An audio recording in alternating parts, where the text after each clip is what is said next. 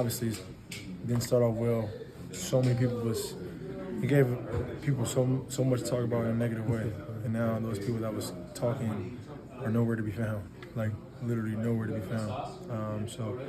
Which we knew that was gonna happen. You know what I mean? But for us, I think it's just focusing on this team getting better every single day and focusing on the main goal. So the Los Angeles Clippers appear to be figuring everything out right now as they had 13-2 over their last 15 games, taking down the likes of the Denver Nuggets, New York Knicks, Indiana Pacers, and more in that time span. James Harden, he already has 227 assists in just 28 games with the team. And even though things didn't look beautiful at first, he is starting to show that Paul George and Kawhi Leonard fit perfectly into his system. Was going into his move. You've got to really work to make Kawhi Leonard irritated. Deep three for Harden late in the clock. It is good.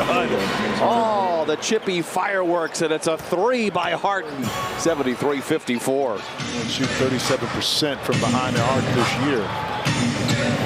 It's been kind of a missing color in his rainbow in terms of consistency. Kawhi Leonard says, I see your three, and I will match it. Welcome back to the YouTube channel, everyone. I got my man Caleb here with me. Caleb, 1, how are you doing today? And 2, describe the Clippers season so far for me in one word. I'm feeling good, man. And on the second question, I would have to say stability, finally, because with this roster over the past couple of years, it's been a lot of injuries, a lot of inconsistencies. And now with James Harden paired with your superstar wing duo, seems like you finally have something figured out. I mean, you mentioned it at the top, 13-2 in their past month. Yeah, they look like a really scary team out west in a really stacked conference.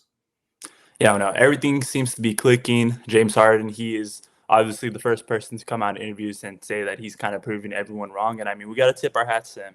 I think it was pretty easy to kind of criticize him for everything he went through in Philly, the way he kind of forced himself out of yet another team. And I mean, it's easy to kind of paint someone as a villain when, you know, he has this track record of doing this, that. But the Clippers, it was essentially one of his last chances to prove himself as a star, to prove that he could actually play winning basketball after getting what he wanted time after time. We just dropped that video on Kevin Durant. Please check it out if you haven't already. It's going to be linked right above. But very, very similar situation in that it just feels like these guys, as they get older into their careers and they keep kind of changing situations, the pressure's on them to perform. And I mean, I got to tip my hat to James Harden. Like I said, he has been performing. And the biggest thing for me is, like you said, stability. The Clippers finally have a true point guard in this Paul George and Kawhi era. We know that Paul George and Kawhi are obviously the best with the ball in their hands scoring, but neither of them have ever been really true playmakers. They've attempted to do so. They've had successful stretches. But, I mean, when you have those guys on your team, like I said, you want them doing the bulk of your scoring, not the playmaking, not the facilitating. So, Caleb, let's run it back all the way to when we first got that notification that not only was Kawhi Leonard signing with the Los Angeles Clippers right after the Los Angeles Lakers formed their own duo in LA, but also that Paul George got traded. Take me back to there, Caleb. Yeah, like you, here on the West Coast, it was like 11 p.m., I want to say, and Woj and Chums kind of teamed up for that big notification after what felt like an eternity for Kawhi Leonard, when in reality it was like 5 days. I think everyone was waiting with very nervous anticipation on where he would go, just because it's such a marquee free agent. You got the one-and-done chip with Toronto in sort of that last Hail Mary move for that franchise after suffering from LeBronto for a couple years. But you make the trade, you give away Shai Gilgeous-Alexander, Danilo Gallinari, among many other pieces, including a lot of first-round picks to get not just Paul George, but Kawhi Leonard, because Kawhi said specifically he was going to the Lakers without Paul George. So the front office makes that big swing, and they swung big. And that battle for LA, like you mentioned, with LeBron James and Anthony Davis, it was a really big storyline coming into 2020, for sure. No, yeah, definitely. I like that was just painting the battle of LA back then. It was awesome for the sport, awesome for the city. We never got that really come true to fruition because whenever one team would make it deep in the playoffs, the other one wouldn't hold up their end of the bargain. So I am still holding out hope that eventually we do see that happen in the playoffs. But with LeBron James and Anthony Davis getting older, Paul George and Kawhi both set to become free agents because they have not signed extensions with the Clippers just yet. It could happen. It might not. I'm not going to bet any money on it like I was before. But, I mean, yeah, just on the topic of that 2019 to 2020 Clippers team, it looked far different than what we see today. You had Lou Williams on that team, Montrezl Harrell, you had Patrick Beverley. You just had a lot of different role players that I think did fit around Paul George and Kawhi Leonard very, very well. But just like Lou Williams and Patrick Beverley said themselves, a lot of them point to the bubble as the biggest reason as to why they couldn't reach the promised land or even meet the Lakers in the Western Conference Finals, despite having that 3-1 lead over the Denver Nuggets, and then eventually blowing it to Nikola Jokic and Jamal Murray when Jamal Murray was playing on a different level then. I mean, Caleb, looking at that 2020 bubble run, what do you think went wrong for them?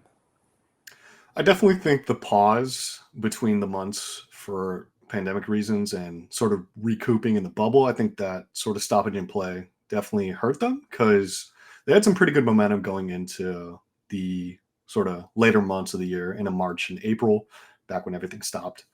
You get into the bubble, it's a new environment, and you kind of look like front runners because yes, you did take out the Mavericks, but Luka had an incredible series. Kristaps Porzingis and sort of the other pieces in Dallas weren't exactly helpful.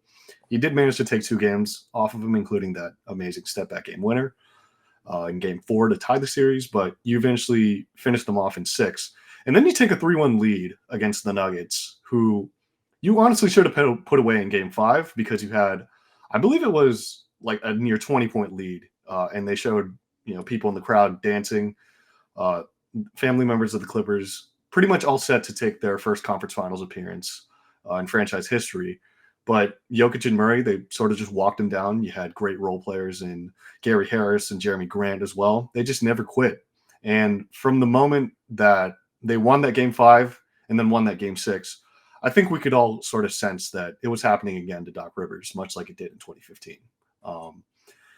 It was just a perfect storm of, getting cut off during the bubble, that lack of continuity, and just the Nuggets never quite saying die because they came back not just from 3-1 deficit in that playoff run, but 2. So, yeah, I think that's the biggest sort of factor in how things kind of fell apart for that 2020 team. Yeah, I think as fun as the bubble was for people staying at home, not really having much to do, much to look forward to, just being able to watch hoops all day in an environment where it strictly was that just basketball, no outside distractions. It was basically like one big AAU tournament for, a couple months on end. And it was crazy, especially when you think about teams like the Lakers and the Heat that were there for so long. And then you had to jump into the 2020 to 2021 season where you barely had any rest and, kind of guys were all over the place contract-wise. So it wasn't the easiest of situations. I don't look at guys like Lou Will and Patrick Beverley blaming the bubble environment for why they lost, as I don't look at them too badly. But, I mean, at the end of the day, Paul George didn't show up. He's acknowledged this multiple times that his mental health wasn't the best. And, that's never something to play around with. But then, I mean, that team, you got guys like Patrick Beverley, obviously, who brought a lot of emotion. But I think the Clippers, throughout this time that we've seen this duo, they haven't had that leader that they can really lean on and say, like, hey, not only from an emotional standpoint, they'll get us going, but also just on the court. And I think now that you have James Harden, someone who has been through the ringer in the postseason, he's taken all kinds of criticism. He's changed up his play style to adhere to many different superstars. This is really what they needed. He needed someone who can handle the ball, who can kind of get you late in the game and find everybody in the right spots. Russell Westbrook, he's been great for them off the bench as well. Never going to knock Russ, future Hall of Famer, but when it comes to being that point guard who can go on deep playoff runs and make winning plays and kind of take care of the basketball, we've seen that he hasn't necessarily been that during this later part of his career or even during his prime with Kevin Durant in those playoff series against the Golden State Warriors, the San Antonio Spurs. So I think the James Harden trade, it wasn't beautiful at first, but it has definitely been working. But let's take a look at that 2020 to 2021 season. Actually, the Clippers' most successful since they both got Kawhi Leonard and Paul George. I mean, Caleb, we were talking about this right before, and it kind of did look like they were poised to win that title if Kawhi Leonard hadn't gone down. Yeah, if Kawhi Leonard hadn't gone down, they didn't focus so much on a top seed this season. They were the 2nd seed in 2020. They bumped down all the way to 4th in 2021. But the main sort of aim for this team has always been get to the playoffs and hope that the talent is going to win out. And it worked again against the Dallas Mavericks in 2021. Take down Luka again, thanks in large part to Kawhi's heroic performance on the road, 45 points in Dallas in that Game 6. After you were down by double digits for a majority of the game, he just took over that 4th quarter, kept seeing Luka Doncic in isolation, and just walked him down, step-back jumper after step-back jumper. And the dude couldn't miss. And you come back home for Game 7, you close things out. and you get to face the 1-seeded Jazz that year. And that team was a very interesting team because you had Mike Conley, Jordan Clarkson, alongside the star duo of Donovan Mitchell and Rudy Gobert in their best season together. But the one fatal flaw for that Utah Jazz team, while their offense was great, really good three-point shooting alongside, Joe Ingles and Royce O'Neal as their primary defender, a lot of the guys on that team, they weren't necessarily the best on the perimeter in terms of defense. And with the combined sort of talents of Paul George and Kawhi Leonard, that was going to be an issue.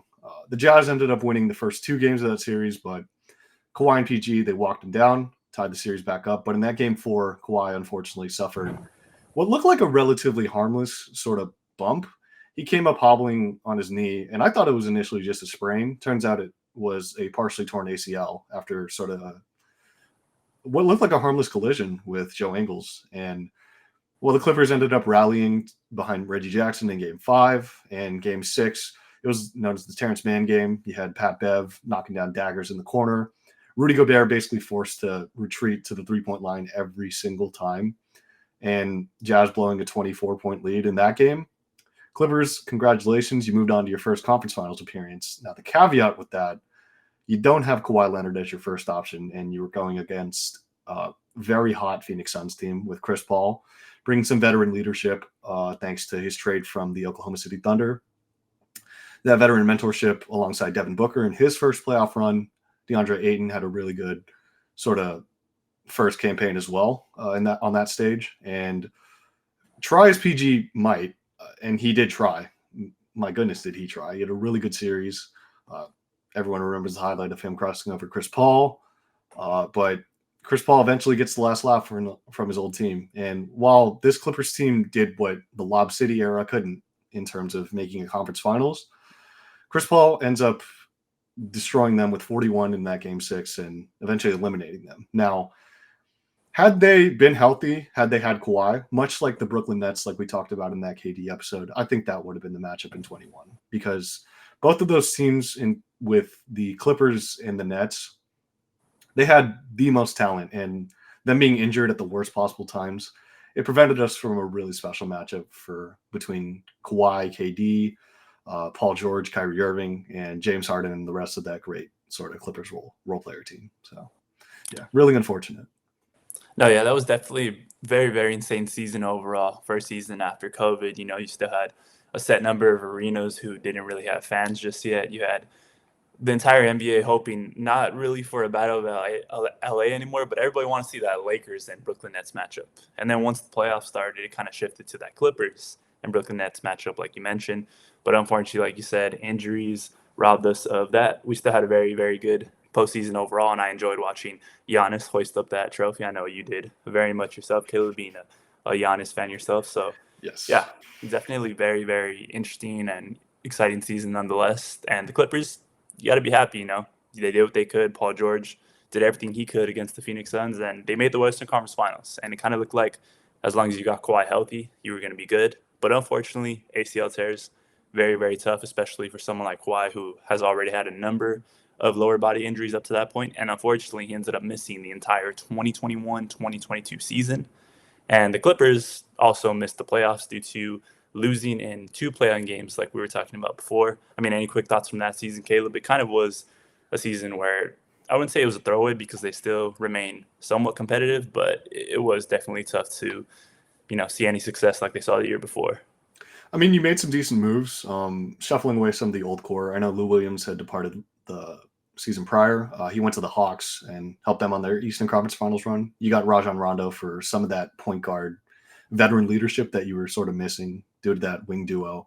But those 2 playing games, man, I mean, you get Pat Bev basically stunting on you on the scorer's table when you had a lead in that fourth quarter, and you sort of fumbled that away.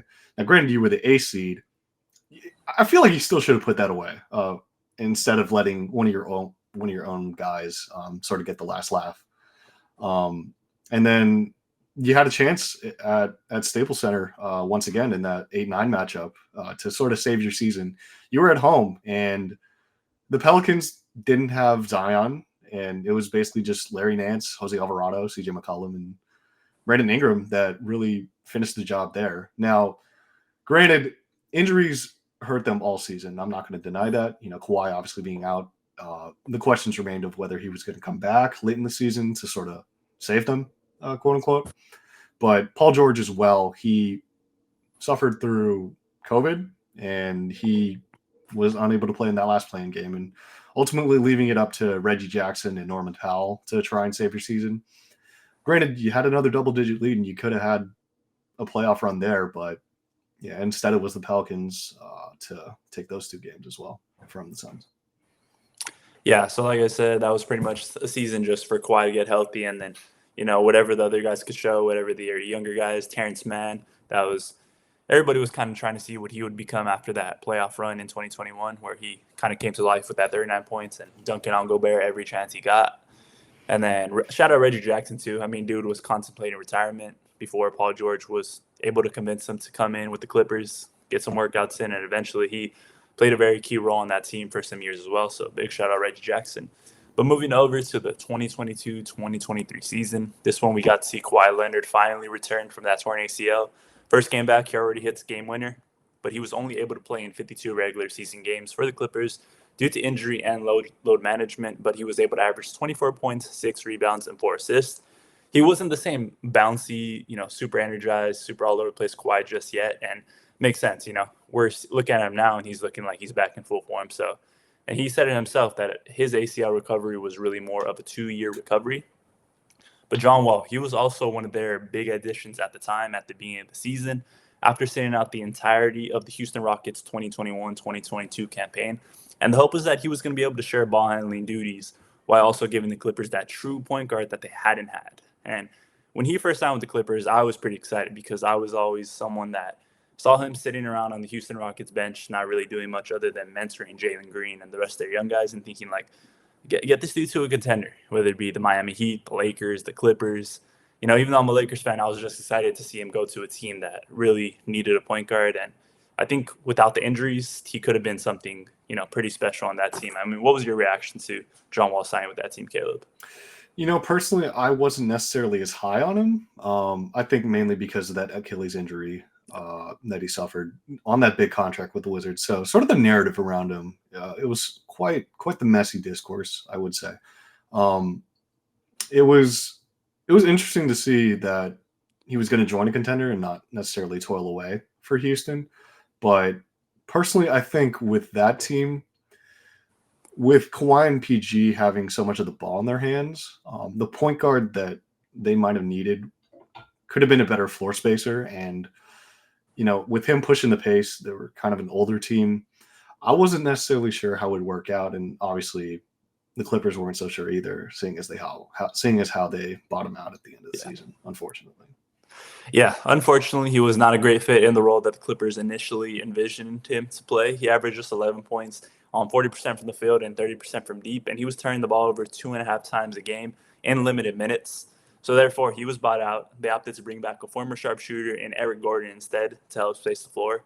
And then they also won a couple of games without a true point guard. This one we saw Paul George and Kawhi really playing the most point guard roles of their lives, kind of trying to create for everybody on their team while also getting their own.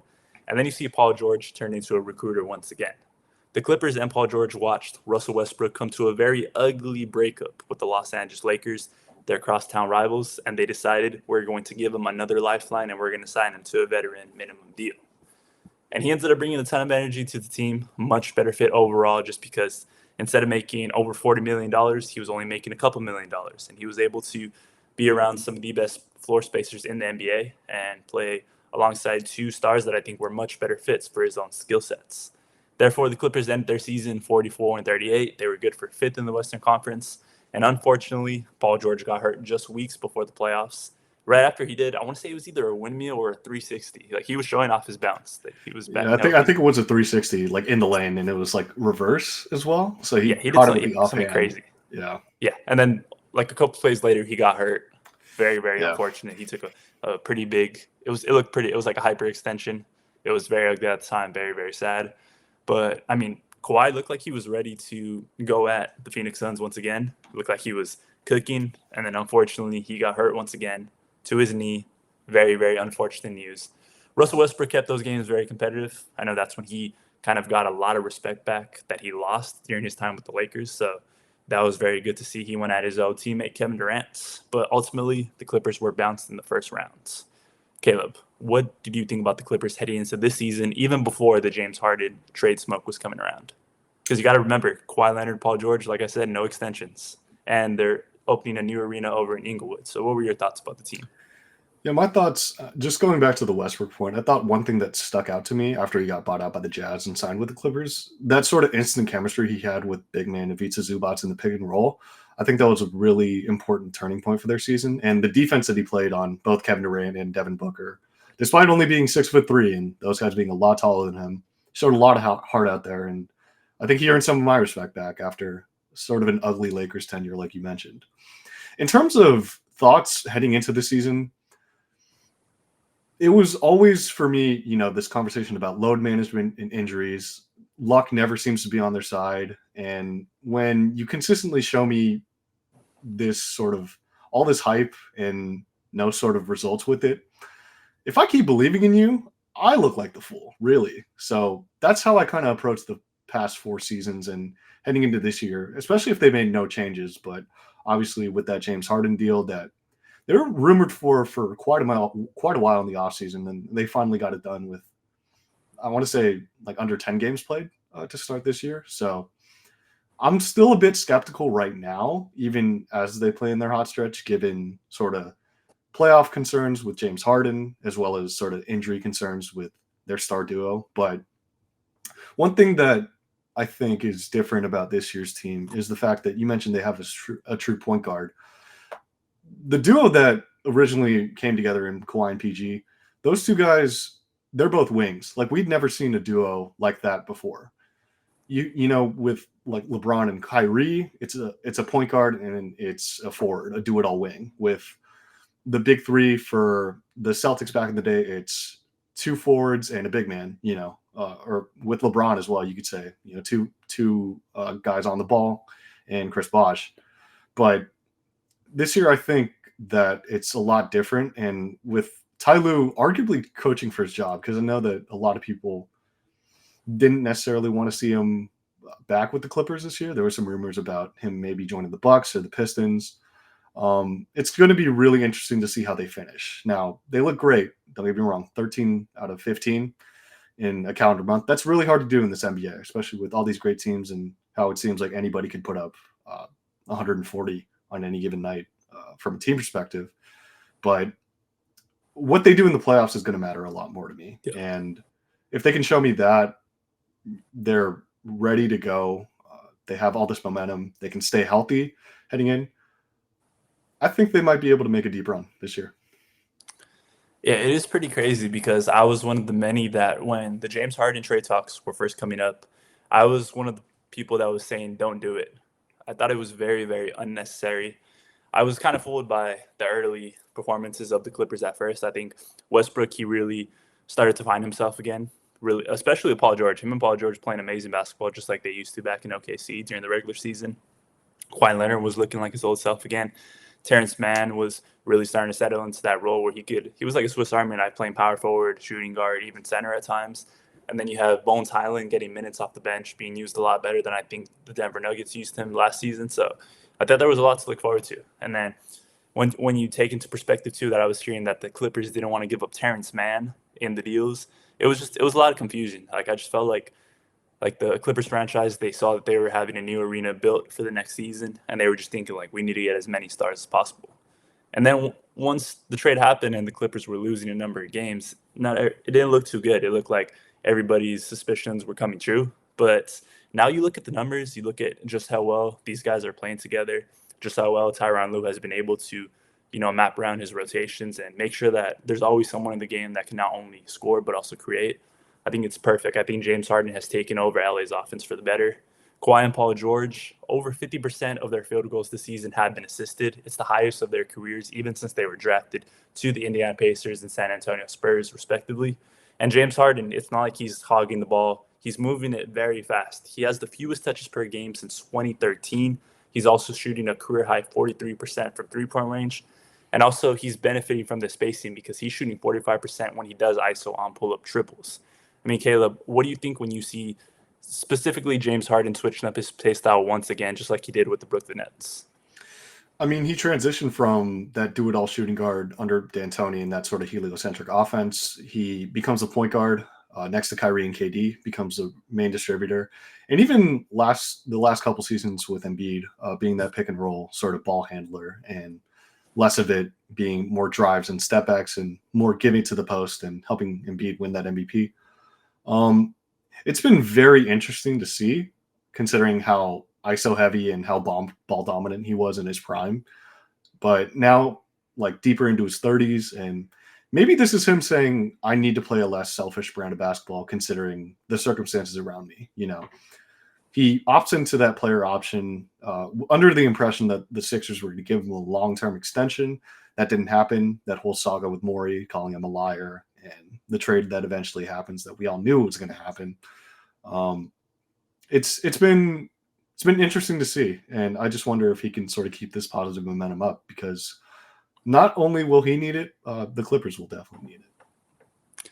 Yeah, and just taking a look at the Clippers' big three, Paul George, James Harden, Kawhi Leonard, real quick. When they're playing together this year, they're outscoring opponents by an average of 11 points.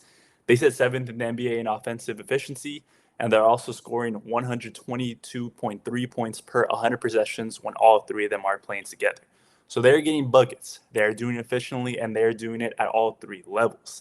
And also when you have guys like Terrence Mann and Zubac on the floor together, all five of those guys are playing very well. And that's not even getting to the other two guards that they have that can also do it all, in Norman Powell and Russell Westbrook. Now, fully healthy Caleb. We've seen the Clippers time and time again get into the postseason and either underperform or fall ill due to health. What do you think about this core right here? Those 7 players that I just mentioned, what do you think about that type of rotation going into a postseason based on what you're seeing from them right now? It's a lot of star power, and they clearly have some really good chemistry together. One guy that hasn't even been mentioned in this video, Daniel Tice. He's brought in from the buyout market from Indiana. He's played some really good minutes off the bench, not just as sort of a defender from the big man position, thanks to an injury to Mason Plumlee, but as a passer and as a sort of scorer as well as rebounding, getting those stars the ball. He's been a really good connector for them on offense. So I think he's going to factor into their playoff rotation as well. But you begin to talk about those 7, and that's not even mentioning sort of PJ Tucker. Man hasn't really been getting any minutes lately, thanks to the talent, as well as Bones Highland. But you talk about those 7, if they can stay healthy and stay the course, really, continue to play with that good synergy and just continue dominating teams like they have been. Could this be the year for the Clippers? I mean, I'm not so quick to say that right now, but the more they show me, the more I'm leaning towards that side. Yeah, there is always moves to be made at the trade deadline as well. You never know what kind of package could be put together. It also feels like the Clippers, they always get these deals that somehow, some way, they always get the better side of things. They almost landed Malcolm Brogdon this offseason somehow. So, I mean, you never know what's going to happen in Clipperland. I don't know what their owner is doing out there, what type of handshake deals he's making over the table. Pretty crazy to see. Maybe some other teams, they're asking for some free forum tickets, free concerts whenever they're in LA. I wouldn't blame them. But yeah, my craziest thing is just how good their offense looks right now. I know defense, when you have James Harden or your team handling the ball, it allows Kawhi Leonard and Paul George to go back to their defensive roots and play those guys that are on the other team getting buckets. But to see them right up there with the Boston Celtics, who have Jason Tatum, Jaylen Brown, Derek White playing at a great level, Kristaps Porzingis, when healthy, really generating that team. I mean, that's a potential finals matchup right there, in my opinion. I mean, what would you think about that finals matchup, Caleb?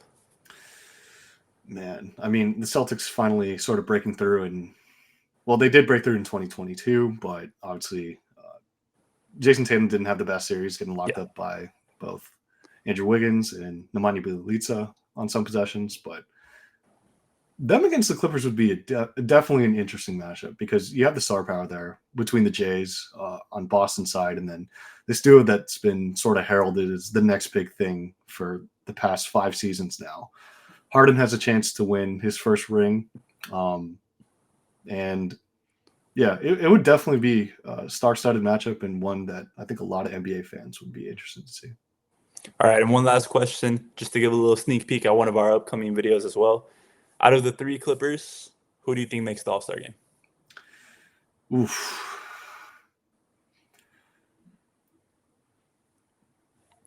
That's a good question. I'd say the most consistent guy over the past couple months, I'd say it has to be Kawhi Leonard. I think he's still sort of the driving engine for that team. They go as he goes, and he's been shooting the ball really well and playing some really good defense when a lot of people were concerned that his athleticism might have slipped thanks to those leg injuries. But yeah, really good bounce back season from him, especially with the new CBA rules sort of taking away sort of the maximum games for award requirements. I think that might have played a factor into it. And I know he had some spicy comments about load management earlier in the season at Media Day. So to see him sort of play this well and kind of silence some of those critics, I think it'll be warranted that he gets another All-Star nod this year. Well, there you have it. I think above all else, we really hope this team stays healthy. We want every team to be healthy, give us the most competitive games possible, not only right now, but as we head into the trade deadline, as we head towards the postseason. Caleb and I are going to be on top of all breaking news, all All-Star rumors, all trade rumors, everything going on around the NBA in these next couple weeks. So make sure you hit that subscribe button, tap that notification bell, smash that like button, support the channel. Caleb, thank you for joining me again, my guy. Thanks for having me. Sir, you guys have a good rest of your day.